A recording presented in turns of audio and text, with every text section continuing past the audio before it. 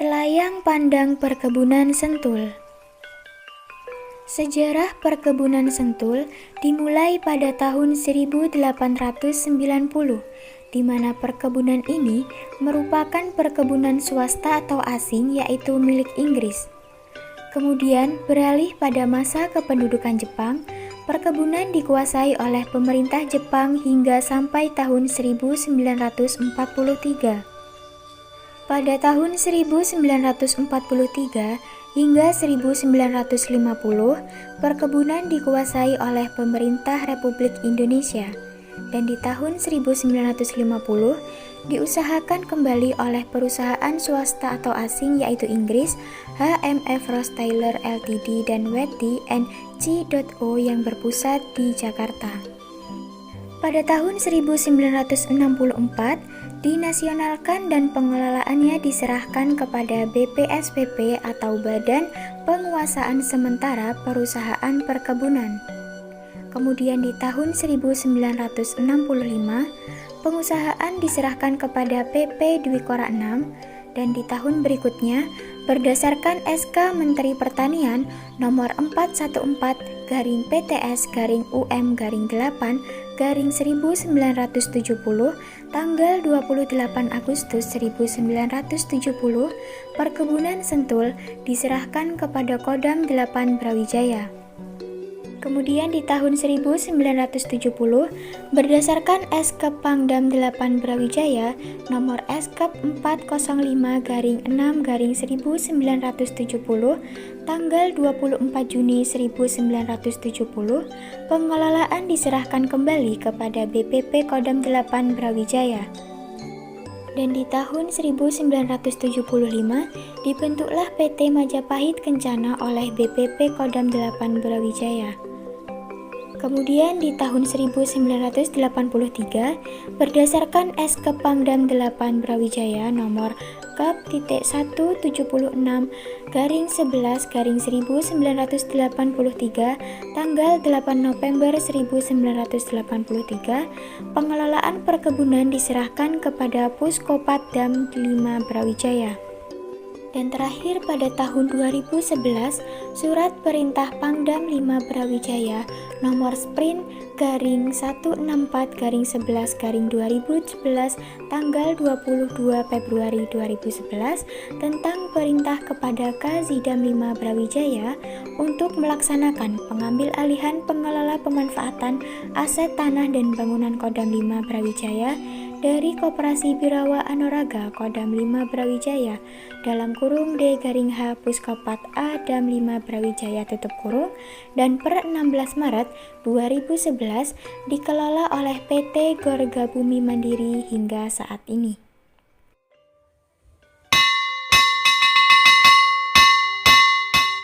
Panjenengan ini di sini kayak dari mulai tahun berapa gitu?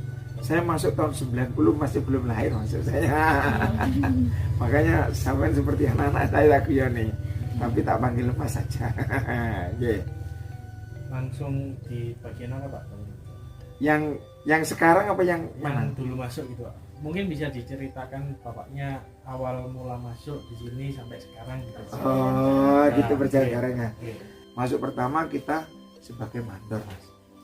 Awal mulanya saya mandor di sini 2 tahun, terus habis itu dipindah di Aplin Kostra megang kopi. Itu pun saya jalani hampir 4 tahun, naik lagi jadi mandor besar. Itu mandor besar lagi 2 tahun, naik asisten. Sekitar 4 tahun, 3 tahunan baru jadi kepala bagian sampai hari ini. Itu. Dan jadi kepala bagian itu sering bahasa sekarang di sini katanya kepala bagian itu masyarakat sini sering nyebut Pak Sinder gitu. Kalau saya masuknya ke perkebunan Sentul ini, saya masuk mulai tahun 75 masuknya. Waktu itu kerja harian itu 80 rupiah per hari. Itu pekerja lepas. Kalau PHT dulu lebih 100. Yang nyadap saya mulai tahun 85 yang nyadap karet itu. Saya bekerja di perkebunan ini mulai tahun 1990, sudah bekerja di sini. Di Sadapan saya sekitar 21 tahun. Baru ada pengangkatan di ujian mandor. Alhamdulillah kami ikut sertakan di situ, masuk juga jadi mandor. Itu pun pindah-pindah mandornya mulai dari posisi Dinoyo ke Sembah Utara sana. Baru setelah di Dinoyo hanya 8 bulan, setelah itu dipindah, ditawari kebun yang parahnya luar biasa, ditantang juga oleh Bapak pimpinan waktu itu. Alhamdulillah saya juga berhasil menyelesaikan tugas saya di Sembah, di kebun Sembah itu. Di Sembah pun juga tidak terlalu lama, saya hanya diberikan waktu hampir 20 bulan. Dengan kebun yang parah seperti itu, dengan tenaga kerja yang gak cepat selesai penyadapannya, alhamdulillah waktu itu dalam waktu 20 bulan saya bisa menyelesaikan. Setelah itu saya ditarik kembali ke bawah, masuk di jurnalis lapangan. Kalau sekarang ditugasi Aldi. Setelah itu Pak Haryati pindah ke kantor induk, saya merangkap jadi jurnalis penerima latek dengan jurnalis harian. Setelah itu dipindah lagi saya, karena mungkin ada kendala waktu itu, regenerasinya harus diganti di bagian karet, saya dimasukkan di pabrik. Nah, mulai kala itu saya duduk di pabrik sekitar 3 tahun lah, 3 tahun saya baru di pabrik.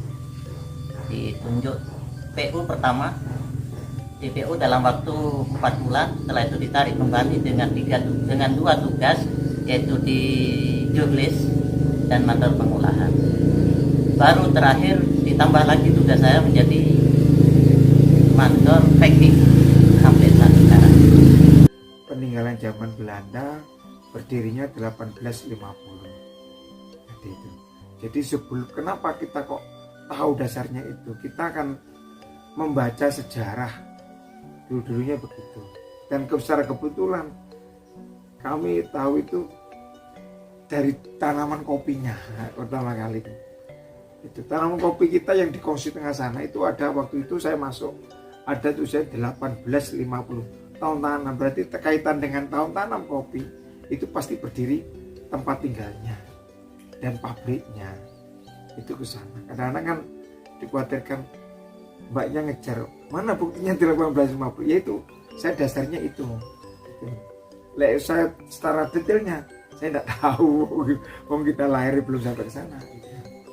Dan biasanya dari 1850 itu semua yang ngawai pernah waktu itu salah satu putranya pimpinan sini itu yang peninggalan zaman Belanda itu datang ke sini, dan sekarang nanti kebetulan fotonya ada di dalam semuanya.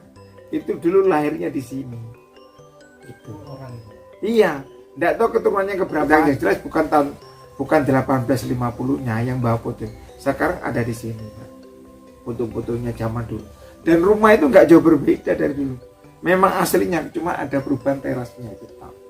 Ya, lantainya, temboknya semua sama seperti itu. Dulunya masih rawan, Pak. Kan ini selalu berganti-ganti pimpinan atau manajer. Jadi setiap kan tidak sama. Ada yang sering tidur sini.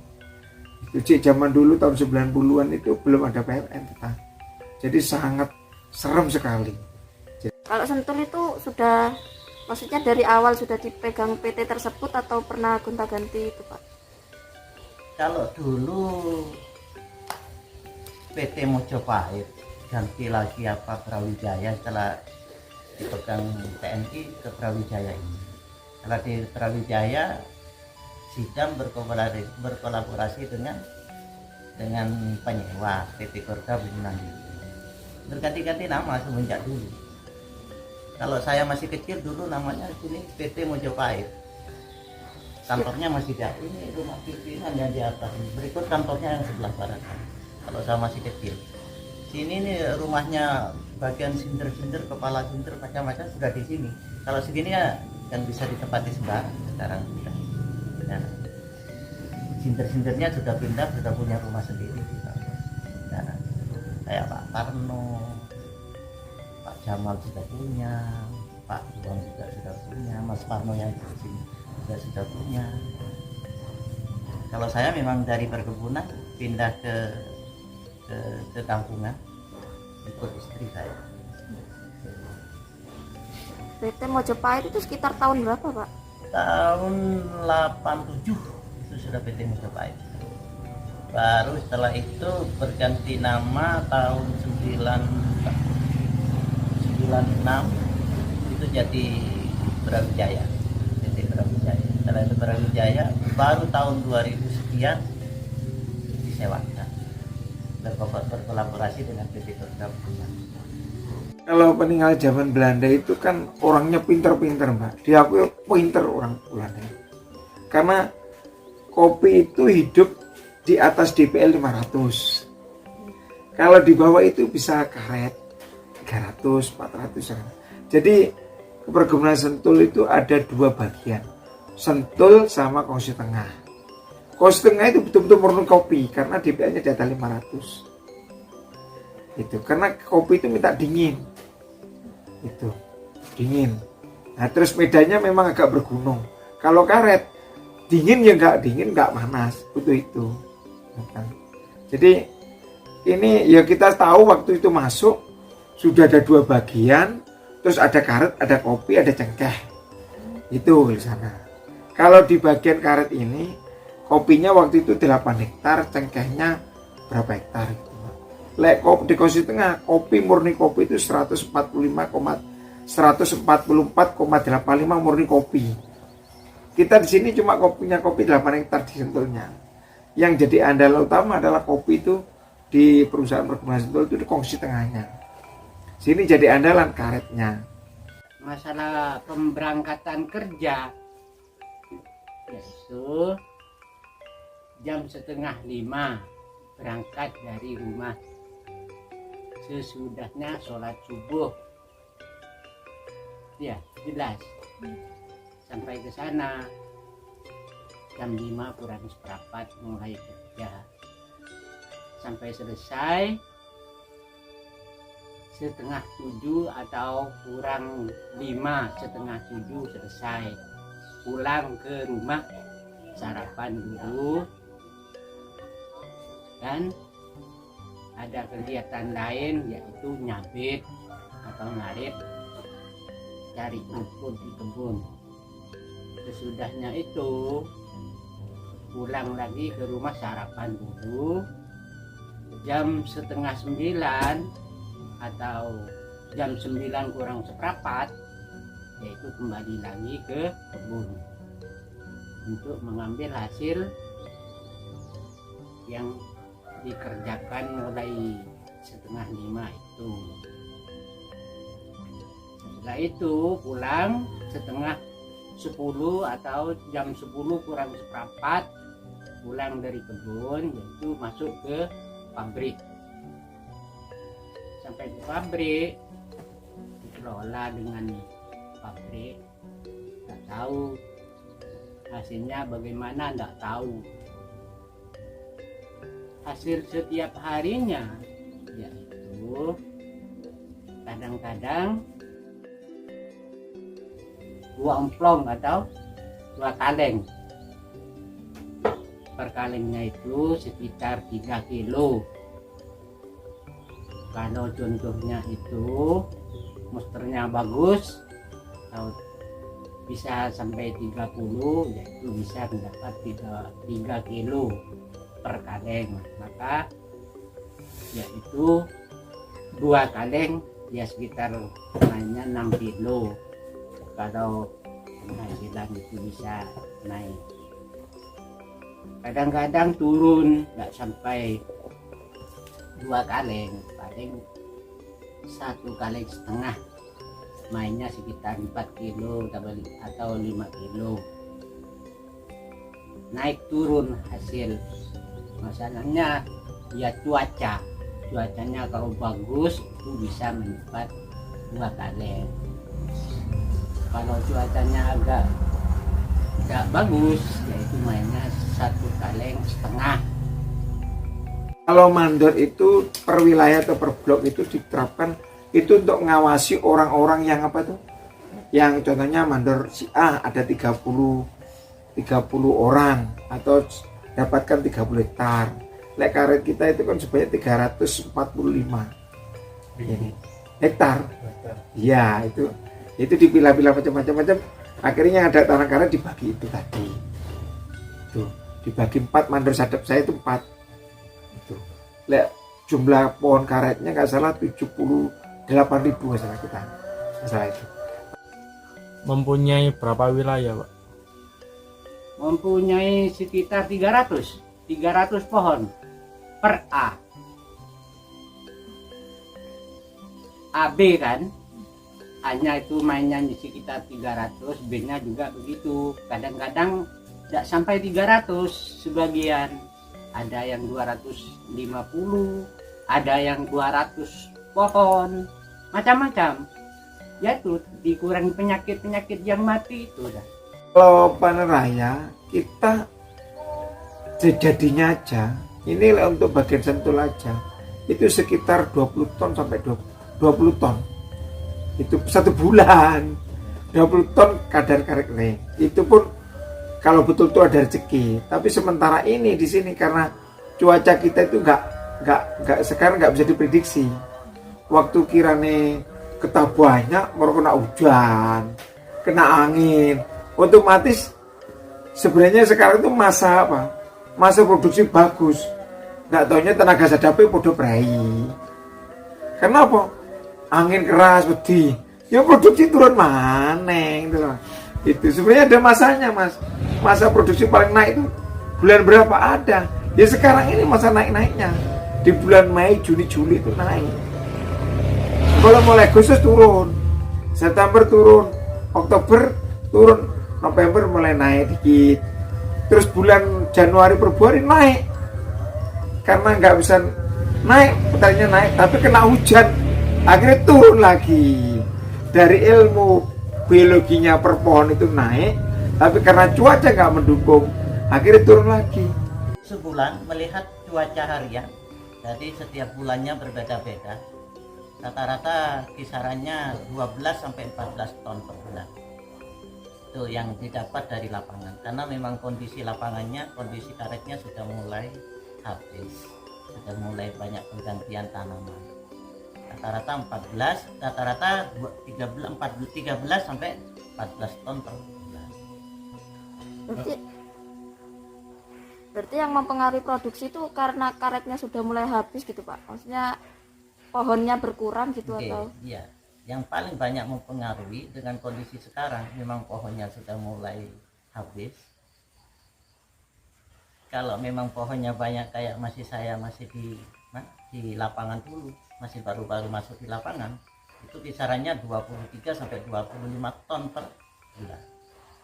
Sekarang turunnya hampir separuh sudah, karena kebunnya juga hampir separuh, karetnya sudah habis, dan lagi tanamannya sudah tua zaman itu. Jadi produksinya keluarnya juga lebih sedikit dibandingkan di masa-masa masih muda, karetnya masih muda. Berkaitan dengan itu Pak, kan Bapak bilang bahwa kayak alih fungsi kebun, di mana perkebunan karet ini diganti oleh tanaman yang lainnya gitu. Nah, apakah dari PT atau perkebunan ini nggak ada upaya untuk rehabilitasi gitu Pak? Oh, maaf ya Mas, kalau itu bukan kapasitas saya untuk menjawabnya. Bukan kapasitas saya, nanti ada bagian hortikultura yang bisa menjawab. Mohon maaf nggak bisa dijawab. Terus aja Pak, kan Bapaknya kerjanya sudah lama banget ya Pak. Itu mungkin perubahan yang Bapak paling rasakan itu selama bekerja di sini itu apa? Misal dulu kebunnya seperti apa, sekarang seperti apa gitu. Kalau dulu masa saya, kebunnya masih pohon karetnya masih muda semua, masih muda. Jadi tanaman karetnya itu masih betul-betul muda. Jadi pohonnya lebih kecil dari ini masih.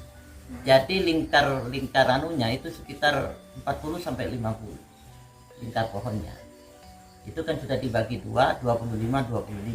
dengan hasil kemiringan karet yang harus disadap dengan ketebalan sekian, ketinggian dari dasar tanah sampai ketinggian penyadap pertama itu berapa, itu sudah seperti itu. Banyak perubahan yang saya rasakan.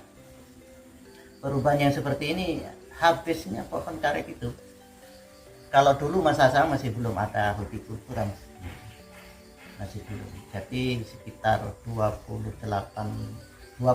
tahun itu betul-betul di karet dan kopi. Akhir-akhir ini ada juga jagung. Masa-masa panen raya seperti ini, kalau melihat kondisi kebun yang sekarang seperti ini, itu. Kalau sebelumnya ya rata-rata cuma berapa itu 600, 500, 600, 700 liter itu bagus sudah untuk terlepas dari panen raya. Kalau di panen raya minimal itu harus di atas 1000 seharusnya, 1000 liter latek per hari. Kalau nama saya, nama aslinya Zaini. Kalau nama anak Pak Ahmad.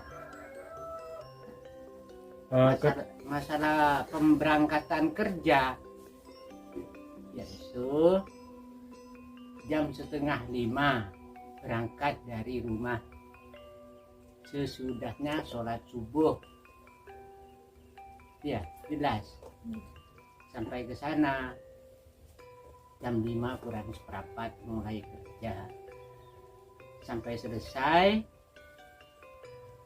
6:30 atau kurang 5, 6:30 selesai. Pulang ke rumah, sarapan dulu, dan ada kegiatan lain yaitu nyabit atau ngarit, cari rumput di kebun.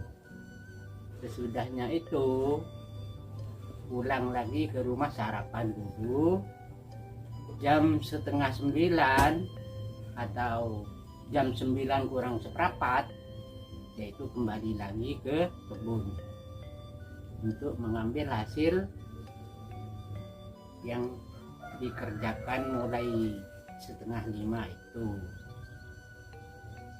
Setelah itu pulang 9:30 atau jam 10:45 pulang dari kebun, yaitu masuk ke pabrik.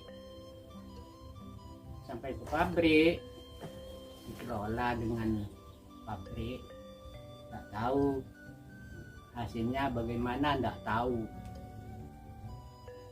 Hasil setiap harinya yaitu kadang-kadang 2 emplong atau 2 kaleng. Per kalengnya itu sekitar 3 kilo. Kalau contohnya itu musternya bagus atau bisa sampai 30, yaitu bisa mendapat 3 kilo per kaleng. Maka yaitu 2 kaleng ya sekitar mainnya 6 kilo. Kalau penghasilan itu bisa naik. Kadang-kadang turun, tidak sampai 2 kaleng, paling 1 kaleng setengah, mainnya sekitar 4 kilo atau 5 kilo. Naik turun hasil.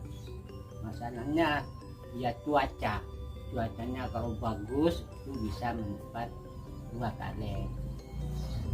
Kalau cuacanya agak tidak bagus yaitu mainnya 1 kaleng setengah.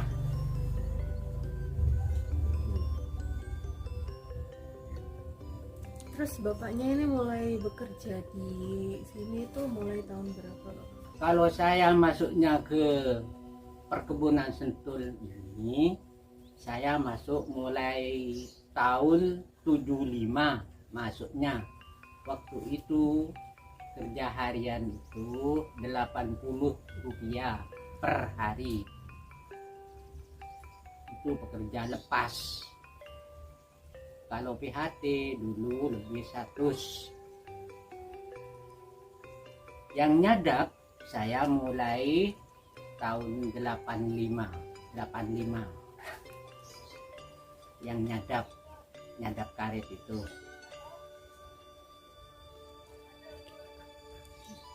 Pak, perubahan perkebunan yang dulu kan Bapak tahun 1975 sampai sekarang itu apa Pak perubahannya dari perkebunan? Jauh. Kalau dulu itu penghasilan dari kebun itu banyak sekali. Bagus dari karet maupun dari kopi itu banyak. Lain dengan dulu.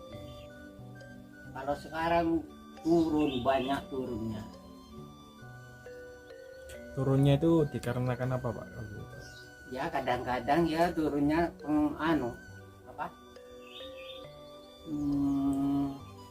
kadang-kadang dari pupuk ya bisa, kadang-kadang dari cuaca ya bisa. Kalau penghujan itu bisa dapat berapa kilo Pak biasanya? Apa itu? Hasil sadapannya. Hasil sadapan. Kalau waktu hujan ya kadang-kadang ya naik turun juga, kadang-kadang turun, kadang-kadang meningkat. Soalnya kadang-kadang ada isi air dari atas itu. Ya, tapi mesternya tidak bagus. Biasanya mesternya 30, tidak sampai 30 mesternya itu. Pernah dapat tertinggi itu sampai berapa Pak? Ya itu dah 2 kaleng itu paling 2,5 kaleng itu sudah tinggi sudah. Ya. Naik turun cara penghasilan itu. Lihat cuacanya kalau bagus ya bisa meningkat penghasilan. Tapi secara penghasilan itu apakah bisa mencukupi kebutuhan sehari-hari ya Pak? Ya alhamdulillah cukup sudah, dari kebun itu cukup. Yang mengatur itu yang di atas, yang kuasa mengatur. Bukan membatasi di sini ya Mas, dalam artian memang kendalanya yang produksi kita kan sedikit, sedangkan kita pencapaiannya paling tidak UMR pencapaiannya. Nah sekarang kalau masih produksi kayak sekarang itu rata-rata tenaga kerja masih di 34.000 per hari. Itu hasil dari kilingnya yang diupahkan. Kalau pas tenaga kerja 13 itu gak nyampe sudah. Jadi rata-rata 279 itu per hari yang didapat, itu dibagi 9 itu berapa cuma? Sekitar 34,5 sekitar itu. Kalau dibagi 13 kan hanya berapa itu? 26 mungkin, 26 sekian. Pabrik terendah itu cuman 3 kintal itu pernah didapat 3 kintal per hari. Kan kita terima dari lapangan 3 kintal pernah. Kemarin rata-rata di bulan April itu rata-rata cuma 4,7, tidak sampai 5 kintal per hari. Baru Mei ada peningkatan sampai bisa 5 sekian, ada peningkatan sekitar 50 kilo itu ada peningkatan. Nah masuk musim panen kayak seperti ini itu bisa 7 sampai 8 kintal per hari. Jadi sesuai dengan bulannya sudah, sesuai dengan bulannya. Bisa berapa per kilonya Pak dari lapangan itu? Kalau sekarang per kilonya rata-rata 6,5 sampai 7.000 itu untuk pembelian terhadap tenaga kerja. Oh gitu. Iya, melihat jaraknya sudah, berdasarkan jarak sudah untuk menentukan harga yang untuk penyangga. Di atas 15 kilo itu sudah jauh kan? Jadi harga sudah sekitar, kalau dekat 5 kilo, di atas 5 kilo sampai 10 ke atas itu sudah sedang. Jadi 5 sampai 10 kilo sedang. Jadi 10 kilo sampai 15 kilo bahkan lebih dari itu masih masuk dikategorikan jauh. Terus tambahannya itu berapa Pak? Kalau jauh itu berapa, sedang berapa? Itu barusan dengan harga itu sudah dari 5,5, 6.000. Gila lah, dulu tuh harga upah murah, bahannya murah, harga produksi tinggi sampai 45, 50, paling rendah 35 Pak. Sekarang paling rendah 14, paling tinggi 20, 22. Greges perusahaan Mas, kalau dihitung-hitung. Makanya sekarang nggak wani genjot banter-banteran karena itu tadi. Itu lebih sama. Saya ngalami Mas, semua alami. karena saya itu 30 tahun makanya berbagai istilahnya masa jaya kebun itu ngalami, masa saya ngalami kabeh itu loh ke sana itu ngoten lah. Jadi tadi itu caranya ya ada yang daftar, ada yang kita ngerikut golek wong supaya mau nyadap itu ke sana. Intinya orang itu mau kerja berat mau silakan, terus kita kasih fasilitas seperti kalau dulu bisa sadap senter. Nah, dulu bukan senter mas, minyak tanah goncor ini. Jadi dalam melaku itu rungi gini hitam kabeh itu karena apa? Udara yang sudah kita hitam kabeh mas. Dikira duduk babak komisen apa mungkin kabeh kan begini ini itu. Sekarang kan senter karena minyak tanah mahal diganti senter. Makanya kita ngalami beberapa kali perubahan itu karena situasi dan kondisi tidak mengizinkan. Itu loh. Cuma dulu minyak goncor ini pak, oncor gini. Itu oncor karena dapat jatah minyak. Itu sekarang jatah setahun dapat senter 1. Itu lebih praktis itu senter. Dulu bikin ban itu kan murni karet. Ban yang sama naik itu loh. Udah motor mobil. Nah sekarang itu ada karet statis mas. Nggak bukan murni karet. Bahan bakunya diganti sehingga harga karet jatuh. Saya ini bikin sepatu ini nggak karet baku semuanya kan, dicampur bahan bakunya. Nah, zaman dulu kan murni karet semuanya. Sekarang itu tua menuju lansia kalau sekarang ini, tapi beda waktu tahun sebelum tahun 2000-an waktu saya jabat itu tenaga semangat semuanya, muda semuanya, masih sehat-sehat semuanya. Karena sekarang itu pinter mas, anak-anak muda itu tidak mau nyadap. Iya, coba tanyakan anak SMA, lu sekarang sekolah dulu ya SMA, tidak mau nyadap, cari kerjaan yang enteng, mau nyadap tuh abot.